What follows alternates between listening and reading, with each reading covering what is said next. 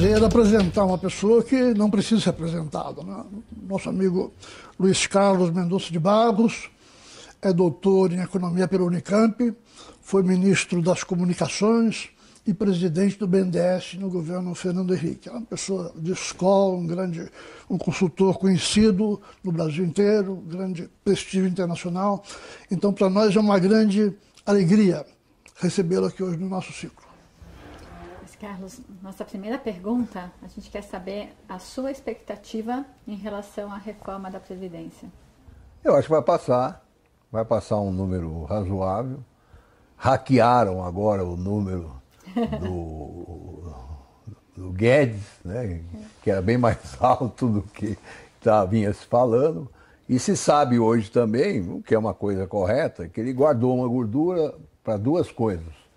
Para ser queimado no Congresso e para ele ter um número para começar a segunda etapa da reforma, no modelo dele, que é passar para o regime de capitalização. Né? E eu estou velho demais para fazer conta, certo? E essas contas da Previdência são contas cabeludas, para dizer pouco.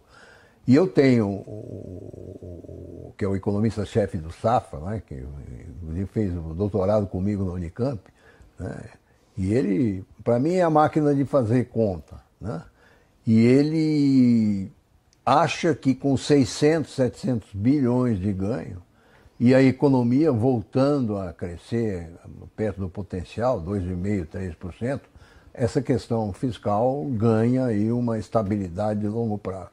Então, se isso é verdade, certo? Tem aí uma boa gordura para ser queimada. Eu acho que há um consenso hoje, pelo menos nas chamadas elites, de que nós chegamos num ponto limite com a Previdência, certo? E, portanto, todo mundo tentando fazer força para o mesmo lado, respeitando os interesses de cada grupo, principalmente dentro do Congresso. Eu acho também que está começando uma segunda etapa do governo do presidente Bolsonaro, no qual as coisas estão começando a mudar no sentido de se encontrar, né, um novo regime político que substitua o anterior que realmente morreu. Hoje tem uma coluna do Luiz Carlos Azevedo, que eu gosto muito, em que ele chama atenção para o movimento do presidente da Câmara, no sentido de isolar, né, os dois extremos que tem na Câmara hoje. O PT está isolado por si só, né, e não tem como sair desse isolamento. E a PSL, ou a turma do Bolsonaro, também vai se isolar porque eles representam uma direita que, pelo menos na minha opinião, não tem um espaço de hegemonia dentro da sociedade. E segundo o Azedo, essa escolha da direção da comissão especial já é um primeiro movimento dele no sentido de se recriar um centro democrático, vamos dizer assim, dentro do Congresso. Quer dizer, ele escolheu um sujeito do Centrão para presidente e um sujeito do PSDB para ser o relator. É a primeira vez que eu vejo formalmente esse movimento do Rodrigo Maia como uma coisa pensada e programada. Não tenho ainda a minha opinião formada, mas me pareceu uma coisa lógica, principalmente vindo de um ex-comunista do PC, né, que a nossa geração aprendeu a respeitá-los, né, como analistas da política brasileira. Então, nesse sentido, eu sou otimista, desde que se respeite, vamos dizer assim, um certo ritual no Congresso, que nós também conhecemos, em que é um pouco morde a sopra, no fundo, neste processo de busca de aprovação, há interesses que são conflitantes, né, e que vão estar presentes a cada momento. E o que tem me estranhado é que a imprensa brasileira, a mídia brasileira, tem perdido um pouco essa perspectiva de que isso possa ocorrer. Certo? Estão, assim, o governo do Bolsonaro é uma porcaria, o que eu também acho, certo? Mas isso nada vai dar certo e sem dizer aonde nós vamos parar. Certo? Isso, quem conhece um pouco política, e eu conheço bem menos que o Bolívar, mas aprendi muito com ele, certo? Você acaba encontrando um espaço de acomodação lá dentro. Então, eu tenho... Agora, não é para junho, julho, por quê? Porque nesse processo vai ter esse jogo de acomodação de interesse. Então, eu acho que se lá para setembro, outubro, isso na Câmara, o Senado vai ser mais fácil, né? Porque a Câmara já desbastou o caminho, né, perante a opinião pública.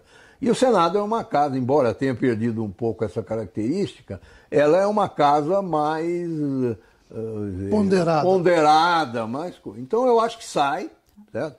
Acho que isso destrava a economia. Antes disso, não vejo como destravar a economia. A economia vai continuar sangrando. O que é sangrando? Sem crescimento, desemprego aumentando, a questão da renda, uma certa desilusão, certo? Não tem muito o que fazer. Por exemplo, o Zé Roberto, meu irmão, acha que o Selic podia estar em 5, sem ter problema nenhum, mas isso também, nesse ambiente que nós estamos vivendo, também não representa nenhum grande empuxo. E nós vamos continuar numa situação difícil, principalmente para a indústria.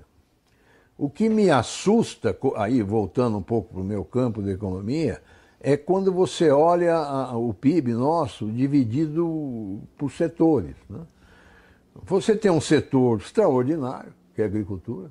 A agricultura, nos últimos 22 anos, cresceu 3,3% ao ano. A MB tem um gráfico de produtividade dos fatores, e ele compara no PIB, essa produtividade está caindo lentamente, e quando você põe a curva da agricultura, ela cresce 13% ao ano. Mas é uma área pequena do ponto de vista de resolver o problema do desemprego, ajuda muito na parte externa, né? Mas, e quando você olha o setor de consumo, a taxa é um pouco mais baixa, mas nos últimos 20 e poucos anos ainda cresce 2,6, 2,7. O problema está na indústria, e particularmente na chamada indústria de manufatura. A indústria como um todo tem a parte de alimentos, aquele negócio que vai... Mas quando você tira a indústria mesmo de manufatura, é um desastre.